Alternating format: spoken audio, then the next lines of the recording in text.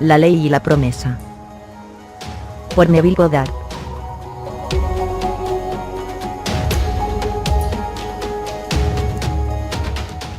Capítulo 6. Fantasía visionaria.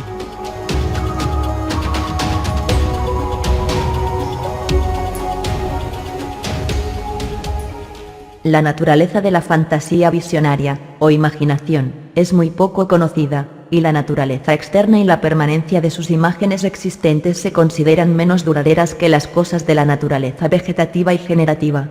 Sin embargo, el roble muere, así como muere la lechuga, pero su imagen eterna y su individualidad nunca mueren, más bien se renuevan gracias a sus semillas. Asimismo, la imagen de la imaginación regresa gracias a la semilla del pensamiento contemplativo. William Blake. Las imágenes de nuestra imaginación son las realidades cuyas sombras son cualquier manifestación física.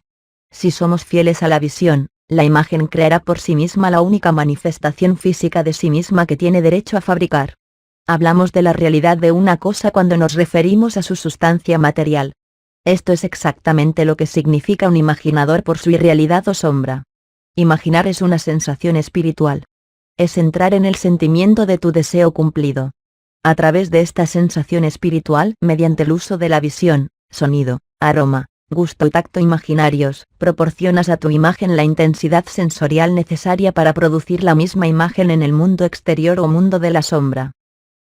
Esta es la historia de alguien que fue completamente fiel a su visión. Llamémosle Frank. Frank es un verdadero imaginador, que recordó lo que había oído en su imaginación.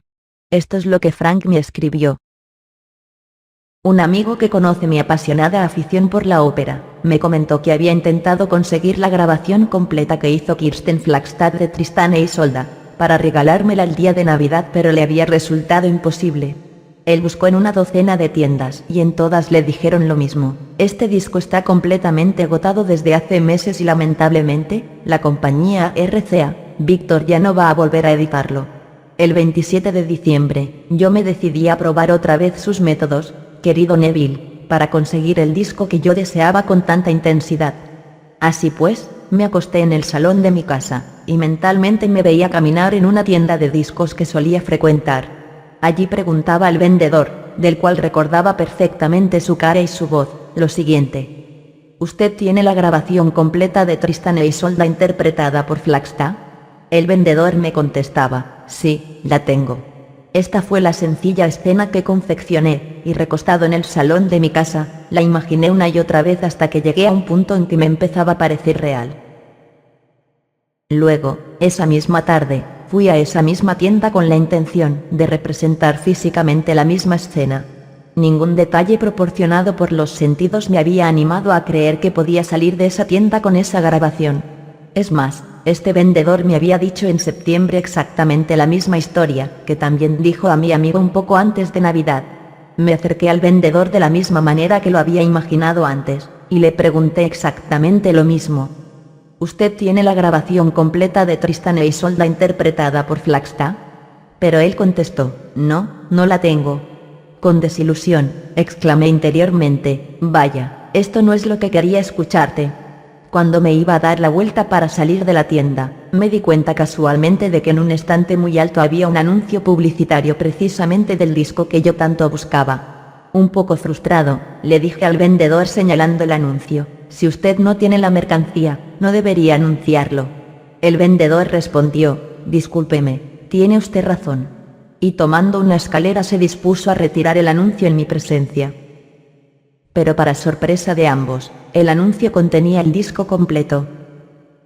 La escena no se había desarrollado exactamente de la manera que yo había imaginado, pero el resultado sí. El final era justo el que yo había deseado: comprar el disco. ¿Cómo puedo darle las gracias, señor Goddard? Firmado, Frank. Después de leer la carta de Frank no puedo estar más de acuerdo con lo que dice Anthony Eden. Una suposición, aunque sea falsa, si es muy persistente se convertirá en hechos. La fantasía de Frank, fusionándose con el conocimiento físico de la tienda de discos, y con otros aspectos enriquecidos de la misma, hicieron su propio trabajo en lo que él finalmente percibió. Nuestro futuro es nuestra imaginación en marcha creativa. Frank usó su imaginación para un propósito consciente, representando la vida como él deseaba que fuera, influyendo así en ella en lugar de limitarse a reflejarla. Tan seguro estaba Frank de que su representación era la realidad y el acto físico no más que una sombra, que cuando el vendedor le respondió negativamente, Frank dijo mentalmente que eso no es lo que quería escuchar. Él no solamente recordó que eso no era lo que escuchó en su imaginación, sino que afirmaba lo que había escuchado. Imaginar el deseo cumplido es la búsqueda que encuentra, la petición que es satisfecha, la llamada que es contestada, la puerta que se abre tras llamar. Frank vio y escuchó lo que él deseaba ver y escuchar, y no aceptó el no como una respuesta. El que imagina sueña cuando está despierto. Él no es un siervo de su visión, sino el maestro de la dirección de su atención. La constancia imaginativa controla la percepción de los eventos en el espacio-tiempo. Desgraciadamente, muchos hombres son siempre cambiantes, como un ojo sin vida que no encuentra ningún objeto digno de su constancia. Una señora que vamos a llamar Margaret, también había escuchado en su imaginación lo que ella deseaba oír físicamente, y sabía que el mundo exterior debía confirmarlo. Esta es su historia contada por ella misma. Hace algún tiempo que estábamos anunciando la venta de nuestra casa, puesto que estábamos intentando comprar una propiedad más grande para la cual ya habíamos hecho una oferta y pagado un depósito inicial. Varias personas quisieron comprarnos la casa inmediatamente, pero nos vimos obligados a explicarles que no podíamos cerrar la venta hasta que nos aceptaran la compra de la propiedad que queríamos comprar. En esos momentos, un agente inmobiliario nos llamó y literalmente nos rogó que le permitiéramos mostrar nuestra casa a un cliente suyo que estaba muy interesado por vivir en esa zona y que estaría encantado de pagar incluso más de lo que estábamos pidiendo. Le explicamos a ambos nuestra situación, y tanto la agente como su cliente dijeron que no les importaba esperar hasta que nosotros hubiéramos cerrado el acuerdo de compra de la nueva casa. El agente nos pidió que firmáramos un precontrato que no era vinculante en modo alguno, pero que aseguraba para su cliente que él sería la primera opción de venta cuando firmáramos nuestro otro acuerdo. Unos pocos días después nuestra oferta para la nueva casa no fue aceptada, y así se lo notificamos al agente inmobiliario, el cual nos respondió verbalmente que no nos preocupáramos. 2 semanas más tarde se presentó una demanda en contra de nosotros que nos pedía una suma de $1.500 en concepto de comisión. Se fijó una fecha de juicio y nosotros solicitamos un juicio conjurado. Nuestro abogado nos aseguró que haría todo lo posible, pero que la ley sobre este punto en particular era tan estricta que no existía posibilidad alguna de que nosotros ganáramos el caso. Cuando llegó el día del juicio, mi marido estaba en el hospital y no podía comparecer conmigo en nuestra defensa. Yo no tenía testigos. Sin embargo, el agente inmobiliario llevó a 3 abogados y a varios testigos en nuestra contra. Nuestro abogado nuevamente me dijo que definitivamente no teníamos la más mínima posibilidad de ganar. Yo desesperada, me agarré a mi imaginación y esto es lo que hice. Me olvidé de lo que mi abogado me decía, de los abogados contrarios, de los testigos y de incluso del juez, el cual me parecía favorable al demandante, y solo pensé en las palabras que yo quería oír. En mi imaginación escuchaba atentamente al presidente del jurado decir: encontramos al acusado no culpable. Escuché esa decisión una y otra vez en mi imaginación hasta que pensé que era verdad. Cerré los oídos de mi mente a todo lo que se decía en la sala del tribunal y solo escuchaba esa frase una y otra vez. Encontramos al acusado no culpable. El jurado deliberó desde el mediodía hasta las 4:30 de la tarde, y durante todas esas horas yo permanecí sentada en la sala del tribunal escuchando en mi imaginación esas palabras una y otra vez. Cuando los miembros del jurado regresaron, el juez le ordenó al presidente del jurado ponerse en pie y dar su veredicto. El presidente se puso en pie y dijo: encontramos al acusado no culpable. Firmado, Margaret. Como escribió Thomas Lovell Bedes: si se pudieran vender los sueños, ¿cuál comprarías tú? ¿No te comprarías tu deseo cumplido? Tus sueños no tienen precio ni dinero. Mediante su imaginación, escuchando solo lo que ella quería escuchar, la señora Margaret hizo que el jurado decidiera a su favor por unanimidad. La imaginación es la realidad de todo lo que existe. Con ella, esta mujer logró su deseo cumplido. Hempel dijo que el poeta crea mediante la contemplación. Esto es cierto también para el que imagina. El imaginador sabe cómo utilizar sus alucinaciones audiovisuales para crear la realidad. Nada es tan fatal como el conformismo.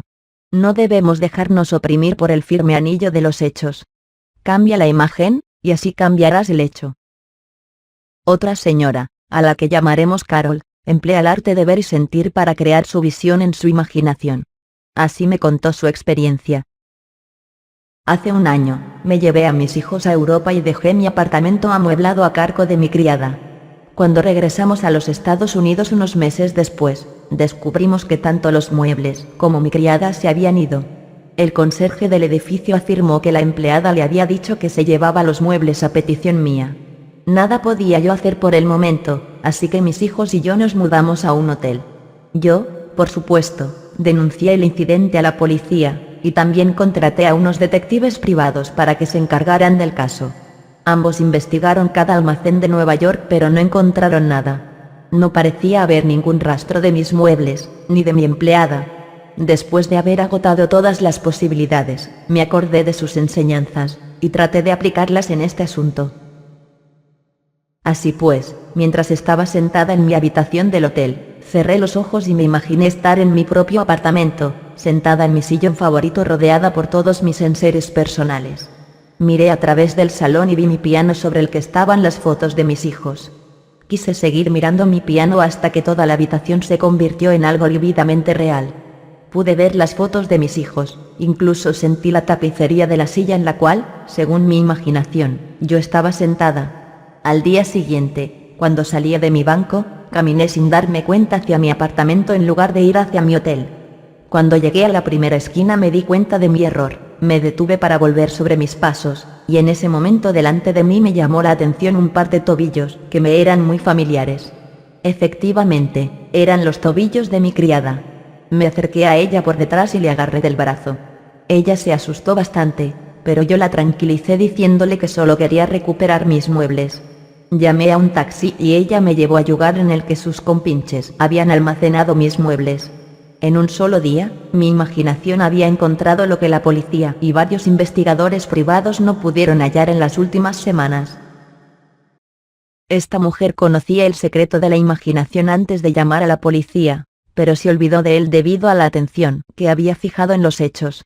Sin embargo, no pudo encontrar por la fuerza lo que después su imaginación encontró sin esfuerzo. Nada pudo seguir, incluyendo el sentimiento de pérdida, sin el soporte de la imaginación.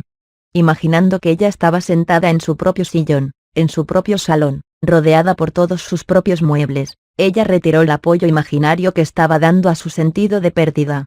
Y mediante este cambio imaginario ella recuperó sus muebles perdidos y pudo recomponer su hogar.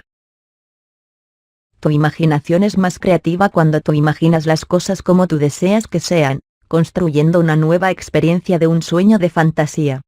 Para construir este sueño de fantasía en su imaginación, un señor al que llamaremos Donald, utilizó todos sus sentidos: vista, oído, tacto, olfato y gusto. Esta es su historia.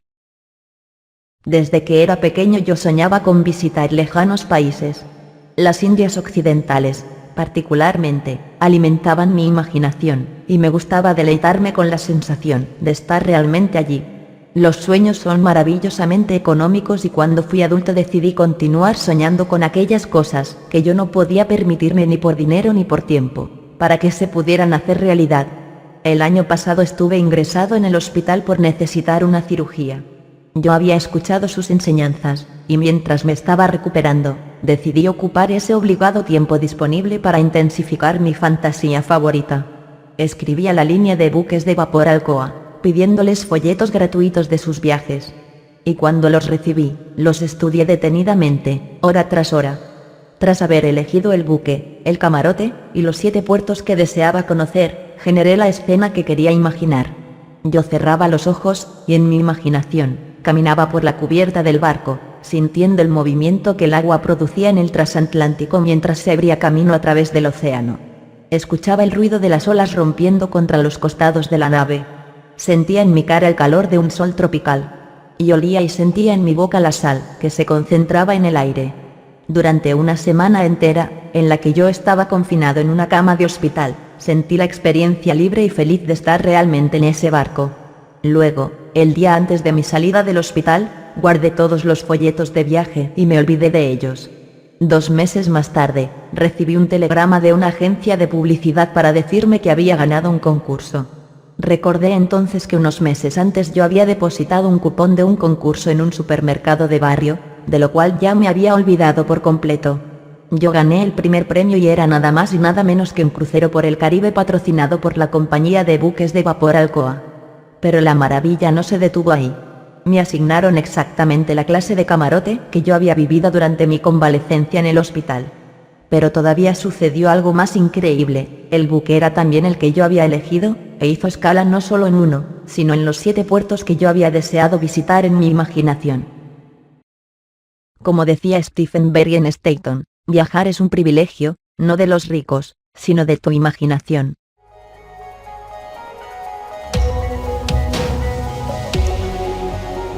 Fin del capítulo 6. Fantasía visionaria.